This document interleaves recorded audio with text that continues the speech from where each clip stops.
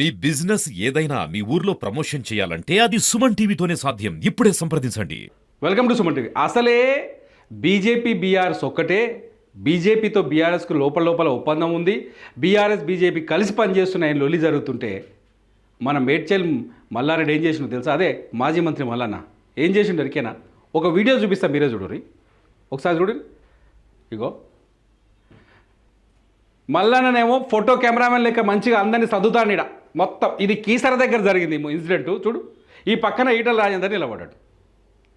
కావచ్చు మేడ్చల్కి మల్లారెడ్డి ఎమ్మెల్యే అయితే ఈటల రాజేందర్ ఎంపీ, ఇద్దరు కలిసి షాదీ ముబారక్ కళ్యాణ లక్ష్మి చెక్కులు పంచుతున్నారు. ఈ సీన్ చూస్తే మీరేమనుకుంటారు? నిజంగానే వీళ్ళిద్దరూ ఒక లోపాయికారి ఒప్పందంతో కలిసి పనిచేస్తున్నారు అనిపిస్తుందా? అనిపిదా? ఎందుకేం వల్లన్న అసలే పంచాయతీ చాలా పెద్దగా నడుస్తుంది. మీరు ఒకటే బీజేపీకి బీఆర్ఎస్ లోపల ఒప్పందం అయింది అని దాకా మొన్న కవితకు బెయిల్ వచ్చినప్పటి నుంచి ఢిల్లీ నుంచి గల్లీ దాకా ఇదే చర్చ. ఆఖరికి సుప్రీంకోర్టులో చర్చ కూడా జరిగే, జడ్జిలు కూడా దీని మీద కామెంట్ చేశారు. ఇంత జరుగుతున్న టైంలో మళ్ళీ మళ్ళన్న గిలోలి ఏమనిపిస్తుంది? ఇగో పోయింది. ఈ వీడియోలో ఆడియో వింటే దిమాగ్ ఖరాబ్ అవుతుంది మీకు, మామూలుగా కాదు. అందరిని నిలిచబెట్టి వరుసపెట్టి రారి అందరినీ రారి. నువ్వు మంచిగున్నావా అమ్మా, పక్క జరగమ్మా, నువ్వు అటు జరగమ్మా ఇటు జరగమ్మా అని చెప్పాడు. అదుడు ఈటల అందరూ మెడ మీద ఉన్న కనువ మళ్ళీ ఈయన వేసుకున్నాడు, ఆయన ఇంకో కన్ను వేసాడు. ఇద్దరు కలిసి ఎట్లా ముచ్చట పెడుతున్నారు ముద్దుగా. ఈయన ఎంపీ, ఈయన బీజేపీ, ఈయన ఎమ్మెల్యే, ఈయన బీఆర్ఎస్. ఈయన ఈటల అందరూ ఓడించడానికి ఈయననే పోటీ చేయించిండు లక్ష్మారెడ్డితోటి. ఈయనంటనే మీటింగ్ జరిగింది. ఆ ఎన్నికలకి ఈయననే నాయకత్వం వహించిండు. మొన్న పార్లమెంట్ ఎలక్షన్లో ఇలా కలిసి నవ్వుకుంటూ పోతారు. రాజకీయ నాయకుల మధ్య దోస్తాను ఉంటుంది, శత్రుత్వం ఉంటుంది, ఒప్పుకోవచ్చు. కానీ ఈ దోస్తాన్లో పంచాయతీ ఉంది. ఈ దోస్తాన్ ఏం పంచాయతీ ఉందంటే బీఆర్ఎస్ బీజేపీ ఒక్కటే అనే పంచాయతీ మొదటి నుంచి నడుస్తుంది. మొన్న నుంచి చాలా పెద్దగా కవితకు బెయిల్ వచ్చిన తర్వాత ఇదొక రాజకీయ ప్రచారంగా మారిపోయింది. కాంగ్రెస్ వాళ్ళు ఎవ్వరు చూడు, వాళ్ళ ట్విట్టర్లో చూడు, వాట్సాప్ చూడు, ఫేస్బుక్లో చూడు, ఇదే ముచ్చట. ఇవాళ మల్లారెడ్డి దానికి ఇంత మంట పెట్టి ఊతం పోసిండు. ఇక చూడు, మంచిగా నిలబడు, మంచిగా నిలబడు, జరగ నువ్వు దూరం ఉండాలి, అందరు కనపడాలి. అక్కడ చూడు అసలు ఈటల రాజేందర్ చుట్టూ ఎట్లా పని చేస్తున్నాడు చూడు మల్లారెడ్డి. ఈటల రాజేందర్ నిలబెట్టి ఆయన ఫోటో తీయడానికి ఎట్లా పని చేస్తున్నాడు చూడు. అగో ఈ వీడియో చూసిన తర్వాత నిజంగా కాంగ్రెస్ వాళ్ళు ఏమని కామెంట్ చేస్తారు చెప్పండి? ఇప్పటికే కాంగ్రెస్ పార్టీ చాలా స్పష్టంగా 2023 అసెంబ్లీ ఎన్నికల ముందు ఇదే స్ట్రాటజీని ప్రయోగించింది.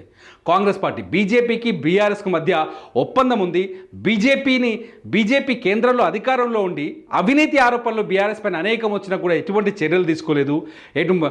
ఈడీ కావచ్చు, సిబిఐ కావచ్చు, ఇన్కమ్ ట్యాక్స్ కావచ్చు, ఏ డిపార్ట్మెంట్ని బీఆర్ఎస్ నాయకులు కానీ బీఆర్ఎస్ మంత్రులు కానీ బీఆర్ఎస్తో సంబంధం ఉన్న కాంట్రాక్టర్లపైన ప్రయోగించలేదనే చర్చ 2023 ఎన్నికలకు ముందు తెలంగాణలో జరిగింది. జనం కూడా నమ్మినట్టే అనిపించింది. ఎందుకంటే బీఆర్ఎస్ ఓటమి పాలైంది, కాంగ్రెస్ మాటల్ని నమ్మింది జనం, కాంగ్రెస్ని గెలిపించింది.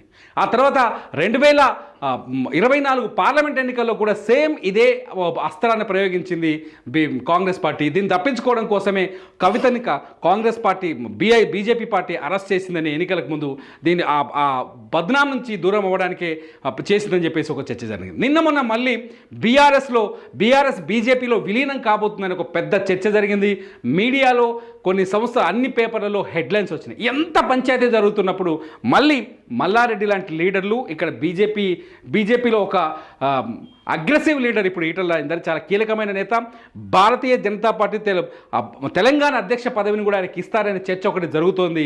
ఈ పరిస్థితుల్లో ఈటల రాజేందర్తో మల్లారెడ్డి ఇంత క్లోజ్గా ఉండడం, అది కూడా మీడియా ముందు పక్కనే నిలబడి కళ్యాణ లక్ష్మి షాదీ ముబారక్ చెక్కులు అందించడం మొత్తంగా రాజకీయాల్లో మాత్రం కొత్త చర్చకైతే దారి తీసేట్టు చేస్తుంది. మొత్తానికి మల్లారెడ్డి ఏది చేసినా హైలైట్ ఉంటుంది, మల్లారెడ్డి మాట్లాడిన హైలైట్ ఉంటుంది, మల్లారెడ్డి ఏ పని చేసినా హైలైట్ ఉంటుంది.